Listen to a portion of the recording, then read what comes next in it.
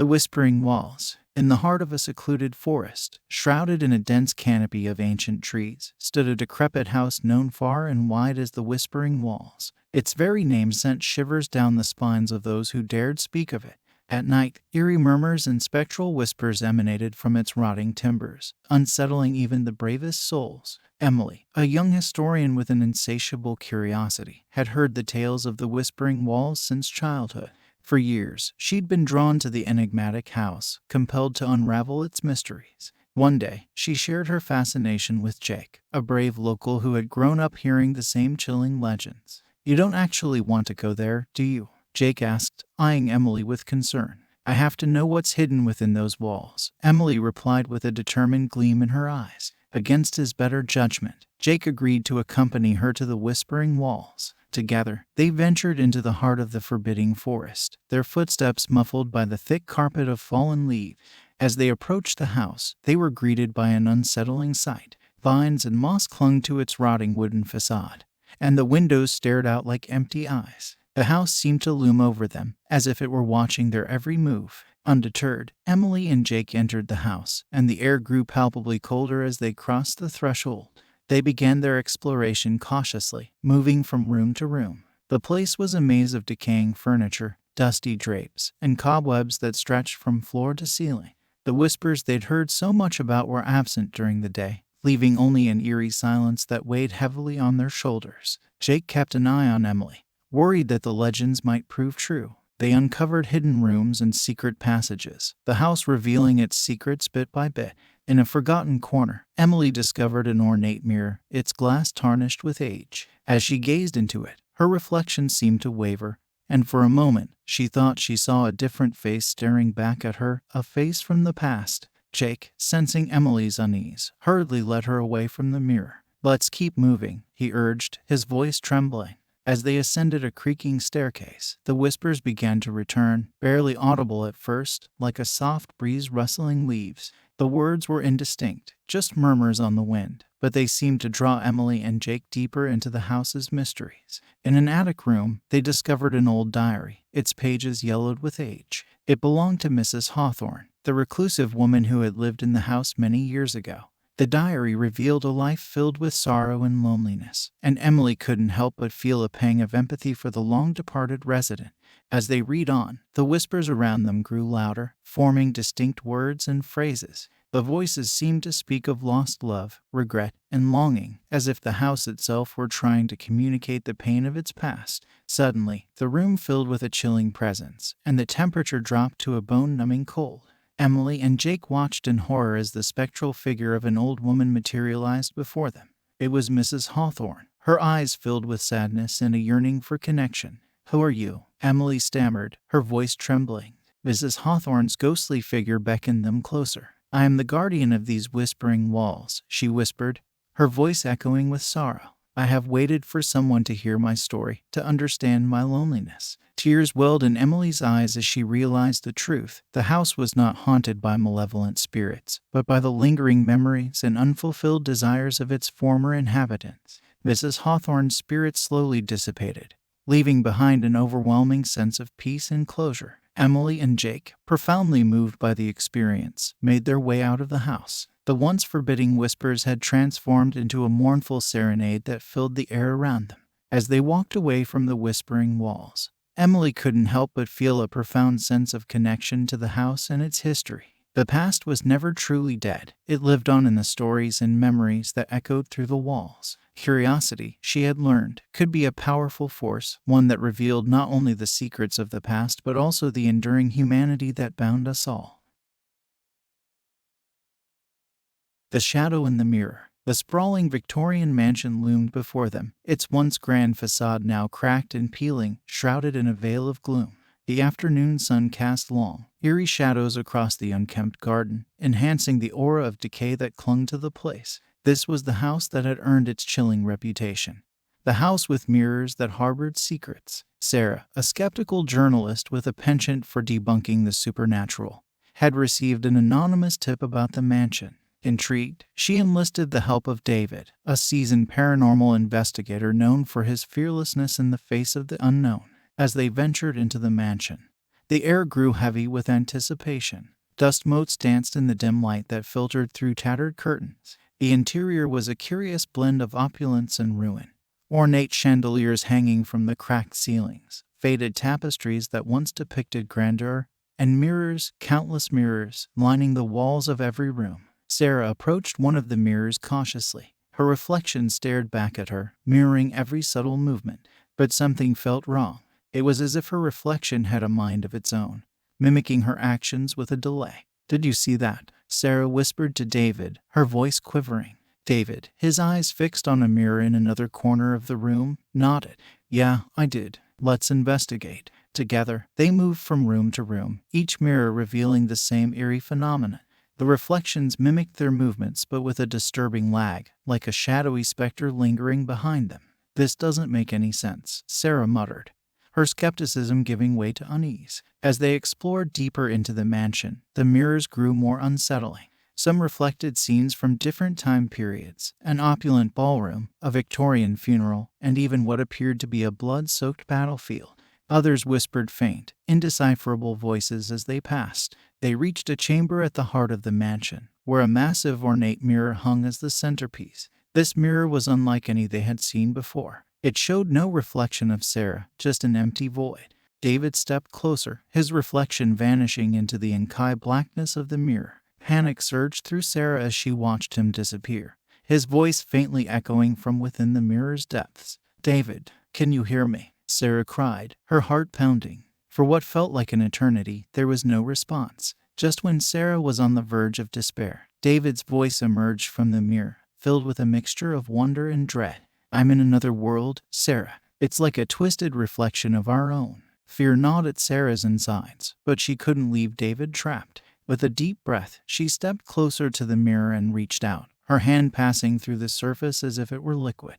As Sarah crossed into the mirror world, the once familiar mansion became a grotesque distortion of reality. The walls writhed and pulsated, and dark, amorphous shapes slithered through the air. David stood nearby, trapped and terrified. "We need to find a way out of here," Sarah urged, her voice trembling. She led David through the nightmarish landscape, searching for an escape. Back in the mansion's real world, the mirrors seemed to come alive, their reflections shifting and contorting as if reacting to the disturbance. Sarah's face contorted with determination as she realized that the key to freeing David lay within the mirror itself. In a climactic confrontation with the mirror entity, a shadowy figure that emerged from the mirror, Sarah and David battled for their escape. The entity whispered eerie promises and taunted them with glimpses of their deepest fears. Sarah, fueled by her love for David and her determination to overcome her skepticism, channeled all her strength to defy the entity. With a final, resolute gesture, she shattered the massive mirror, releasing David and banishing the mirror entity back into the realm from whence it came. As the shards of the mirror clattered to the floor, the mansion fell silent, and the oppressive atmosphere lifted. The once distorted reflections in the other mirrors returned to normal. Sarah and David emerged from their harrowing ordeal, changed forever by the horrors they had witnessed. They knew that they had faced something otherworldly, something that defied explanation. With the mansion behind them, they carried the memories of their nightmarish journey, haunted by the eerie reflection of their own fears and doubts. They understood that the line between skepticism and belief was not as clear-cut as they had once thought, and that unseen dangers could lurk in the most unexpected places, the shadows of the world, and the shadows within themselves. The Unseen Tenant. Alex had never thought that moving into a new apartment could be so unnerving. The old building he had chosen, nestled in a quiet neighborhood, had an eerie history that he had been blissfully unaware of when he signed the lease. As he lugged boxes up the narrow staircase to his third-floor apartment, Alex couldn't help but overhear his neighbors whispering in hushed tones about the fourth floor, the floor that didn't exist on the blueprints. He had dismissed their superstitious chatter as mere gossip, attributing it to the quirks of an aging building. The first few nights in the apartment were uneventful. However, as time passed, Alex began to hear peculiar noises coming from above. Soft, muffled footsteps, like those of someone moving around on an old wooden floor. He tried to write them off as creaks and groans of an old building settling, but something about those sounds didn't sit right with him. One evening, curiosity got the better of him. As the enigmatic noises persisted, he decided to investigate. Alex made his way to the elevator, pressed the button for the non-existent fourth floor, and watched as the elevator came to a halt between the third and fifth floors. It was as if the phantom floor had materialized just for him. As he stepped out into the dimly lit hallway, Alex felt a chill run down his spine. The hallway was dimly lit, and the air was stale, heavy with a sense of foreboding. He could barely see more than a few feet ahead, and there was an eerie silence that seemed to stretch into eternity. As he walked cautiously down the corridor, the dim, flickering lights casting long shadows, Alex became aware of something peculiar. The hallway seemed to stretch on longer than it should, as if defying the laws of physics. He couldn't shake the feeling that he was being watched. The apartment doors lining the hallway were all shut, but some were ajar. He approached one of the open doors, and as he peered inside, his heart skipped a beat. The room was completely empty, except for an old, tattered rocking chair that swayed gently back and forth, its rhythm matching the disembodied footsteps he had heard. With a growing sense of dread, Alex continued his exploration, finding more empty apartments with eerie anomalies, a single chair rocking, an old phonograph playing a melancholic tune, a children's ball bouncing down the hallway, propelled by an unseen force. As he ventured further into the phantom floor, the strange occurrences intensified. Objects began to move on their own, chairs stacked themselves in precarious formations, curtains billowed despite the lack of wind, and shadows danced on the walls in unnatural patterns. Suddenly, Alex felt a cold, invisible hand brush against his shoulder. He spun around, but there was nothing there, just an overwhelming sense of an unseen presence, watching and waiting. Panicked, he sprinted back to the elevator, which was still suspended between floors. The buttons wouldn't respond, and he pounded desperately on the door. It seemed that the elevator had become as much a part of the phantom floor as everything else. Just as he was beginning to lose hope, the elevator doors finally creaked open, revealing the third floor. He stumbled out, gasping for breath, and looked back at the sinister corridor. The hallway to the non-existent fourth floor had vanished, leaving only the familiar third-floor corridor. His encounters with the unseen had left him shaken and wary. He never spoke of his eerie journey to anyone, not even to Mrs. Liu, the building manager. The phantom fourth floor remained a silent secret, a hidden dimension within the ordinary. But every now and then, as Alex lay awake in his new apartment, he would hear those same disembodied footsteps, a reminder that the unseen tenant continued to occupy the mysterious realm beyond the third floor.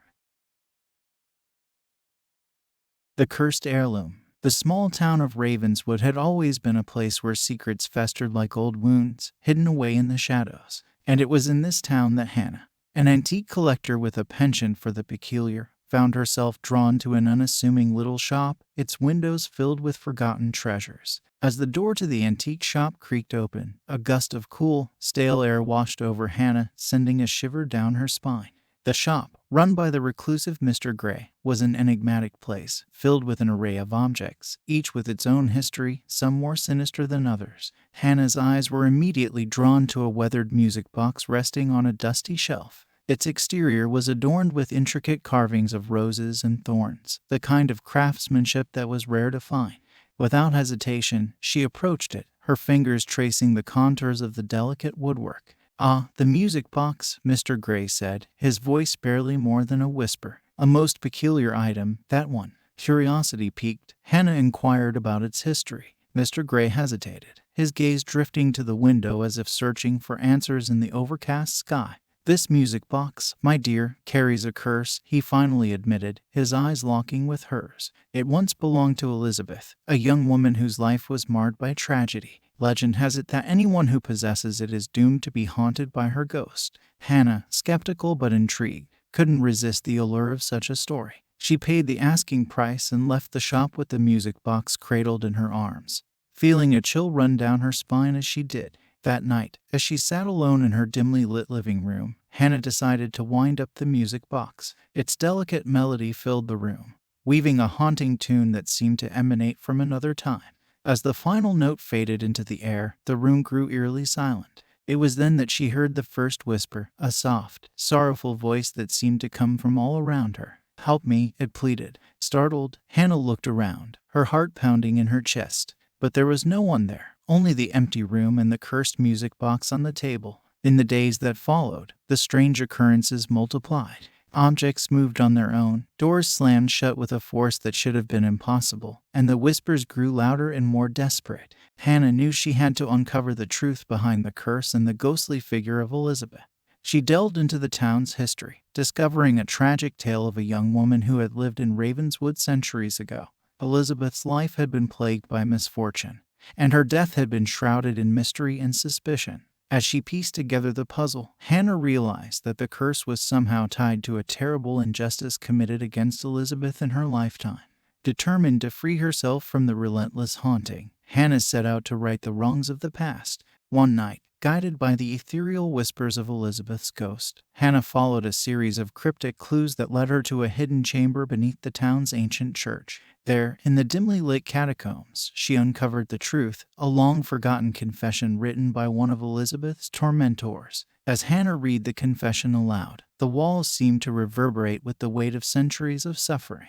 The ghostly figure of Elizabeth appeared before her eyes filled with gratitude and a deep, lingering sadness. "Thank you," Elizabeth whispered, her voice fading into the echoes of the past. With a final, sorrowful smile, she vanished into the shadows. The curse was broken, and Hannah was finally free from the relentless haunting that had consumed her life. The music box, once filled with a melancholic melody, sat silently on her shelf, its curse lifted, its secret unearthed. In Ravenswood, the shop's windows were once again filled with forgotten treasures, and Mr. Gray watched as customers came and went, their curiosity piqued by the enigmatic items within. But there was no longer a music box, no longer a cursed heirloom to haunt the living. For Hannah, the weight of the past had been lifted, and as she walked away from the antique shop, she couldn't help but wonder if some secrets were better left undisturbed, buried deep within the shadows of time. The Lost Traveler. The night was dark and heavy, shrouding the desolate stretch of road in an eerie stillness. Mike, the weary truck driver, had been on the road for hours, his only company the monotonous hum of the engine and the occasional static from the radio. The highway seemed endless, a never-ending ribbon of asphalt leading to nowhere. As he drove through the moonless night, a strange sensation crept over Mike. It was as though the very air around him had thickened, and an unsettling feeling gnawed at his gut. He glanced at the radio, hoping to break the silence, but all it emitted was a persistent, haunting static. Just then, a figure appeared on the roadside, barely illuminated by the dim glow of his headlights. A lone hitchhiker stood there, a spectral presence in the inky darkness. The traveler's clothes were tattered, and his face was obscured by shadows. Mike hesitated for a moment, his instincts warning him against picking up a stranger on this desolate road. But something about the hitchhiker's presence drew him in, as though an invisible force compelled him to stop. He pulled over, the truck's brakes hissing in the silence, and rolled down the window. "Need a lift?" Mike asked, trying to keep his voice steady. The hitchhiker nodded, a subtle, ethereal movement. He climbed into the truck without a word, settling into the passenger seat as though he'd been waiting for this moment for eternity. The silence between them was heavy, suffocating, broken only by the relentless static on the radio. Mike tried to make small talk, but the hitchhiker remained unresponsive, his gaze fixed on the endless road ahead. As minutes turned to hours, Mike couldn't help but notice the peculiar changes in their surroundings. The road stretched on, unyielding, and the landscape became increasingly surreal. Trees seemed to wither and bloom in a never-ending cycle, and the moon played tricks on the horizon, dancing in and out of the night sky. Mike's unease deepened as he realized that he was no longer on any road he knew. The world outside his windshield had transformed into a surreal nightmare, an endless loop of twisted reality. Panic clawed at his throat as he tried to make sense of the impossible. It was then that the hitchhiker finally spoke, his voice a haunting whisper. "I've been searching for my way home for so long, lost in this never-ending journey." Mike couldn't tear his eyes away from the traveler, whose features had begun to flicker and fade like a ghostly apparition. "Who are you?" he managed to croak. The hitchhiker's answer was chilling. "I am the lost traveler, cursed to roam this forsaken road for all eternity, never finding my way back." As the truth unfolded, a sense of dread settled over Mike. The lost traveler was not a living being but a tortured soul trapped in a never-ending limbo, forever seeking a path home that he would never find. Desperation clawed at Mike's chest as he realized the gravity of his situation. The radio, still emitting nothing but static, seemed to mock him. With every mile that passed, the world outside the truck grew increasingly surreal, its twisted, nightmarish landscapes closing in around them. A pair of headlights appeared in the distance, casting an eerie glow on the horizon. A patrol car, driven by Officer Daniels, approached with flashing lights, pulling the truck over to the side of the road. "Everything okay here?" Officer Daniels asked, his voice tinged with suspicion. Mike, panic-stricken, explained the bizarre situation, the endless road, and the lost traveler. But the officer's gaze remained unwavering, his skepticism evident.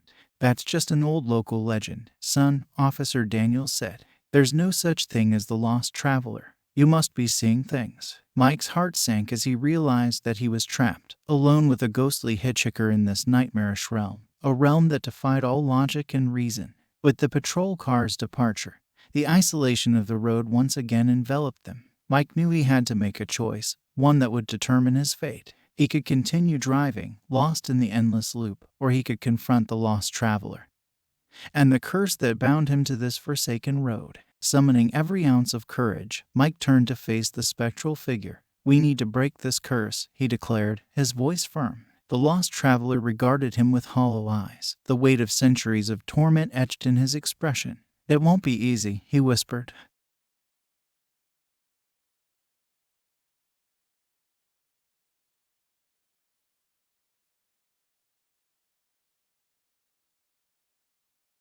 And as the first light of dawn pierced the horizon, they succeeded. With a blinding flash, the nightmarish world around them shattered like glass, and Mike found himself back on the familiar highway, the lost traveler no longer by his side. The truck's engine roared to life, and the radio played a cheerful tune, its static silenced. Mike knew that he had faced a supernatural terror few could comprehend and had emerged victorious.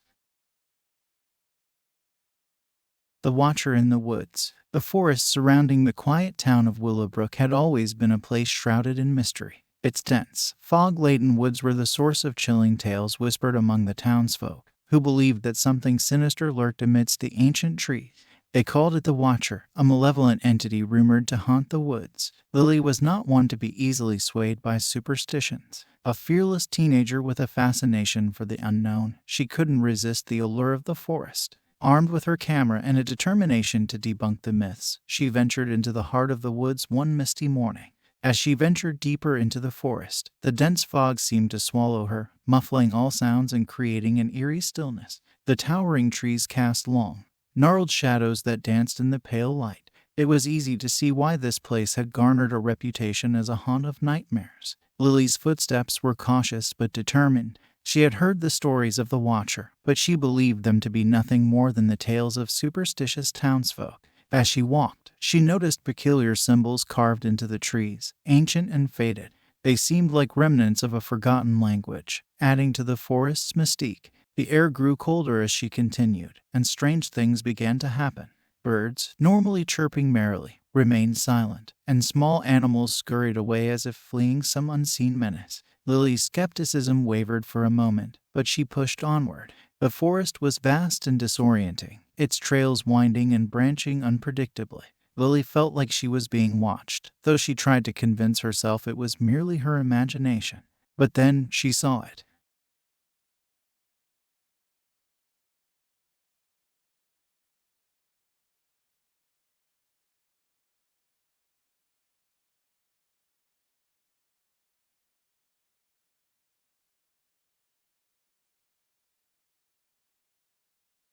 With newfound courage, Lily raised her camera, determined to capture evidence of the apparition. But as she snapped the photo, the Watcher's figure seemed to dissipate, vanishing into thin air. Lily's heart raced, and she couldn't explain what she had just witnessed. The forest's eeriness deepened as the day wore on. Strange sounds echoed around her, the whispers of the wind through twisted branches forming unsettling voices. Unfamiliar paths seemed to lead her in endless circles, as if the forest itself conspired to keep her trapped. Exhausted and disoriented, Lily stumbled upon a ramshackle cabin deep in the woods. It belonged to Old Man Jenkins, a reclusive hermit known to few in the town.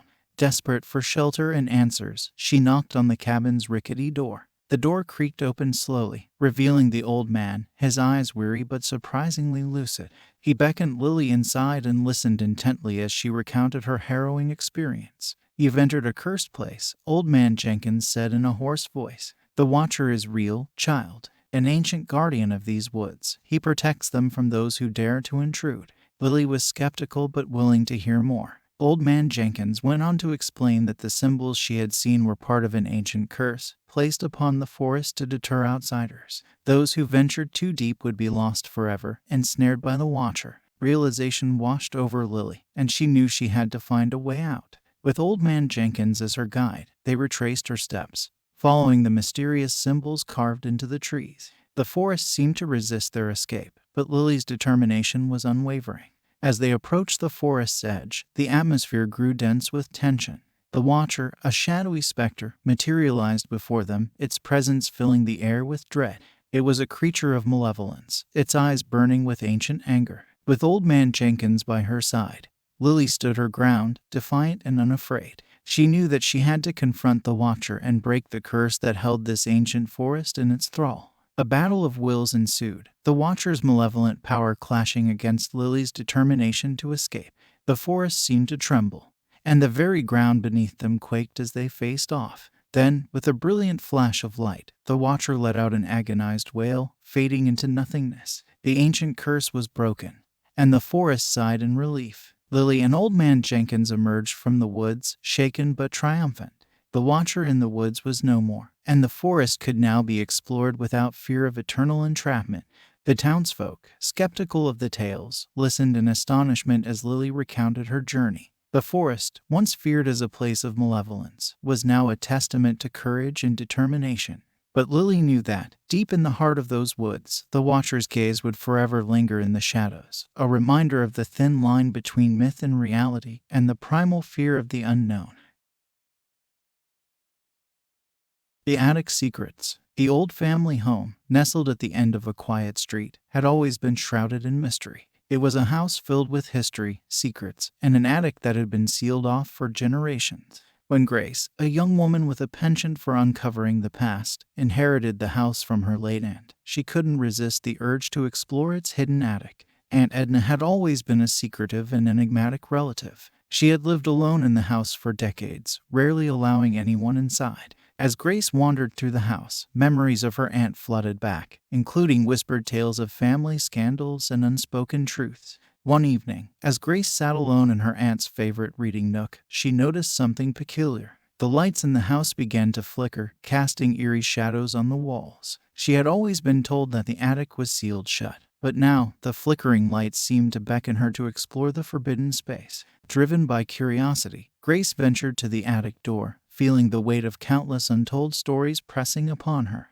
The door resisted at first, as if the house itself were reluctant to reveal its hidden truths. But with a determined push, the door gave way, and Grace ascended into the darkness above. The attic was a cavernous space filled with dusty old trunks and forgotten relics of generations past. As she navigated through the labyrinthine piles of forgotten belongings, Grace stumbled upon a stack of old photographs. They showed smiling faces of relatives she barely recognized, and beneath the smiles lay grim secrets and whispered scandals. One photograph, in particular, caught her attention. It depicted a gathering of family members in front of the very house she now stood in.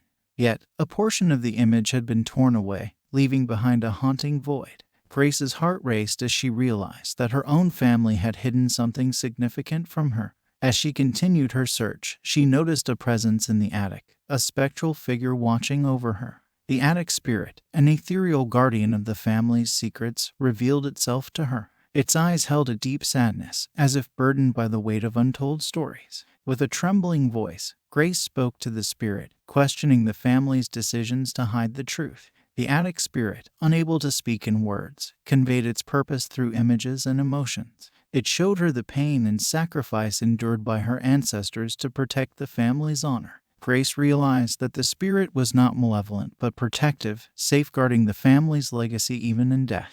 It implored her to understand the reasons behind the secrets, to preserve the delicate balance between truth and tradition. As the attic seemed to close in around her, Grace experienced a revelation. She understood the complex web of family bonds, the choices made in the name of love and preservation. The attic was not a place of darkness, but a repository of history where the past met the present.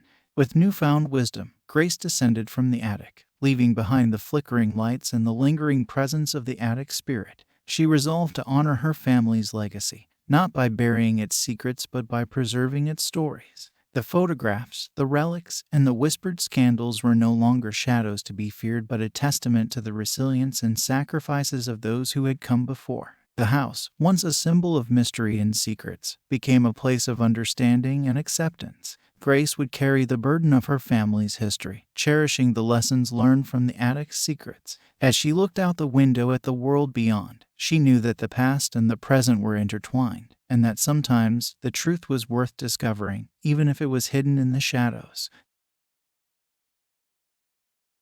The Forgotten Cemetery. Thomas had always been fascinated by history, especially the stories hidden in the past. So, when he stumbled upon an overgrown, forgotten cemetery on the outskirts of town, he couldn't resist the urge to explore its secrets. The cemetery had been abandoned for decades, its gravestones hidden beneath layers of moss and ivy. The names etched into the weathered stones were all but lost to time, and the souls buried there had been long forgotten. Or so Thomas thought, as he began to meticulously research the cemetery's history. He uncovered a journal hidden deep within the town's archives. The fragile pages told a chilling tale of the cemetery's past, one that had been intentionally erased from the town's memory. According to the journal, the cemetery had once been a place of torment and injustice. In the 19th century, Reverend Clark, a charismatic but sinister figure, had taken control of the town. He had used his influence to condemn innocent souls, branding them as witches and heretics, and then executed them in secret, burying them in unmarked graves in the hidden cemetery. These tormented souls, the restless spirits, had been wronged in life and denied justice in death. They longed for retribution, and Thomas's research had disturbed their eternal rest. The spirits, consumed by anger and sorrow, began to awaken, their ghostly apparitions appearing at night, seeking help from the living. As Thomas delved deeper into the journal's pages, he realized the depth of Reverend Clark's cruelty. It was his belief in a higher purpose that allowed him to commit such heinous acts without remorse. And now, his malevolent legacy threatened to consume the town. Haunted by the ghostly apparitions and driven by a sense of responsibility, Thomas decided to confront the spirits. He returned to the forgotten cemetery with a sense of dread, knowing that he was the only one who could put things right. The restless spirits emerged from the shadows, their mournful wails echoing through the night. They pleaded with Thomas for justice, their faces contorted with agony. Their torment was palpable, and Thomas could no longer turn a blind eye to their suffering. But as he sought to make amends for the town's past sins, the spirits grew more desperate, their anger intensifying. They whispered to him in chilling voices, urging him to take action, to right the wrongs of history. The town was on the brink of disaster, and Thomas knew he had to act swiftly. Desperate for a solution, Thomas consulted the journal once more and discovered a ritual, a way to appease the angry dead. With the help of local historians and townspeople, he gathered the necessary ingredients and prepared to perform the ritual at the cemetery. The night was dark and moonless, the air thick with anticipation. Thomas stood before the graves of the restless spirits, the journal in hand, ready to seek their forgiveness. As he recited the incantations, a powerful energy filled the air, and the apparitions of the tormented souls grew still. A chilling wind swept through the cemetery, carrying away the spirits' anguish and resentment. It was as if the very earth had acknowledged the town's sins and was now granting absolution. The restless spirits began to fade, their faces finally at peace. As dawn broke, Thomas knew that he had achieved what he set out to do. The town was no longer haunted by the vengeful spirits, and the forgotten cemetery could finally rest in peace. The sins of the past had been acknowledged, and the tormented souls could finally find the redemption they had sought for centuries. But Thomas would never forget the chilling encounter with the restless spirits. He had learned the importance of acknowledging history, even its darkest moments, and seeking to right the wrongs of the past. The forgotten cemetery would forever serve as a reminder that the sins of the past could only be buried for so long before they returned to haunt the living. The basement entity. The old house at 46 Oak Street had always been a topic of fascination in the small town.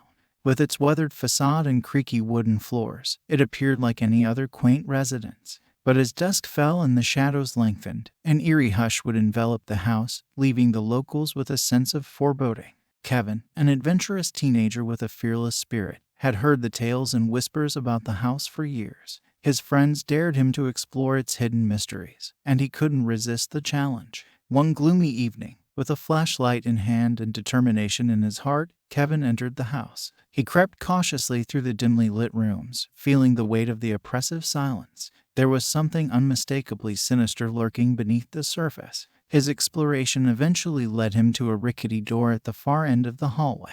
It was the basement entrance, the heart of the house's dark secrets. Undeterred, Kevin descended the creaking wooden steps into the abyss below. The basement was a realm of darkness. The walls were adorned with strange, indecipherable runes, and the air was thick with an unexplainable malevolence. As his flashlight's beam danced across the room, a feeling of dread gnawed at Kevin's core. Suddenly, a low, ominous growl reverberated through the basement, and the temperature plummeted.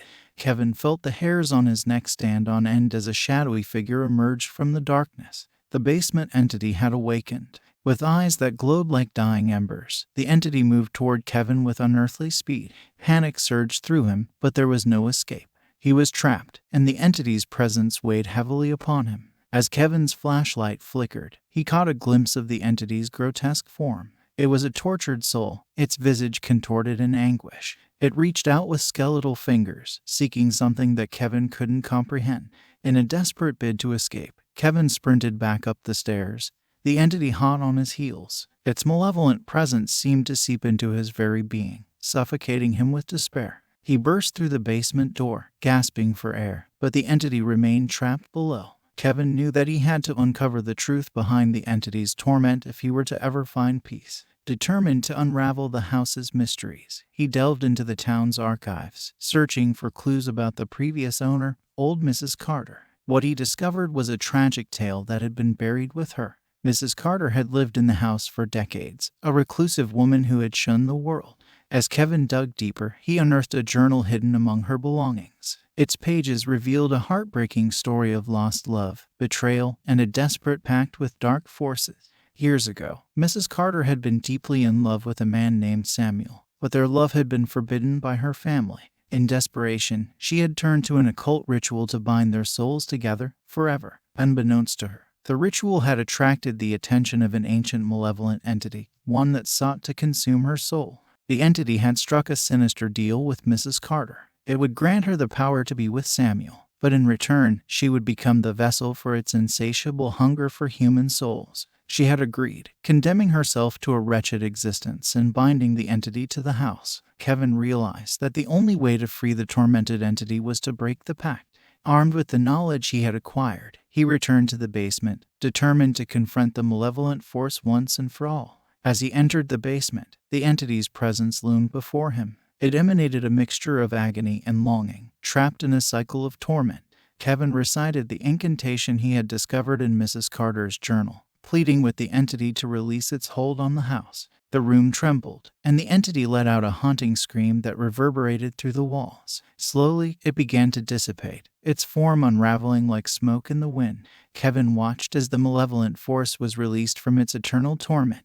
As the entity faded into nothingness, the basement was left in eerie silence once more. The runes on the walls began to crumble, and the air cleared of its oppressive presence. Kevin had broken the pact and liberated the entity, ending its torment. He had uncovered the tragic tale of old Mrs. Carter and, in doing so, brought closure to the house's dark history. The old house on Oak Street would never be the same, and its sinister reputation would linger in the town's memory. But for Kevin, the basement entity would remain a haunting reminder of the price of curiosity and the depths of darkness that could be hidden within the seemingly ordinary. The Faceless Man. In the heart of the town's oldest street, where cobblestone paths echoed with the whispers of generations, there existed a chilling legend. Residents hushed their voices as they spoke of the Faceless Man, a spectral figure that stalked the night. Nora, a curious teenager with a penchant for mysteries, had heard the ominous tales since childhood. They whispered of the Faceless Man's haunting presence, of his shadowy form glimpsed only by the unfortunate few who dared venture out past midnight. One moonless night, driven by a morbid curiosity that gnawed at her, Nora decided to embark on a journey of her own. Armed with a flashlight and a heart pounding with both fear and determination, she ventured onto the ancient streets, ready to confront the enigma that had haunted her for so long. As the clock struck midnight, a creeping unease settled upon the deserted street. Shadows seemed to dance, and the faint sound of footsteps echoed in the distance. Nora couldn't help but glance over her shoulder, half expecting to see the dreaded Faceless Man lurking in the darkness. The street was silent, save for the distant hoot of an owl. Nora's flashlight beam trembled as she moved forward. She could almost feel the weight of countless eyes watching her, hidden in the veil of night. Suddenly, a chilling gust of wind swept through the alleyway, extinguishing her flashlight.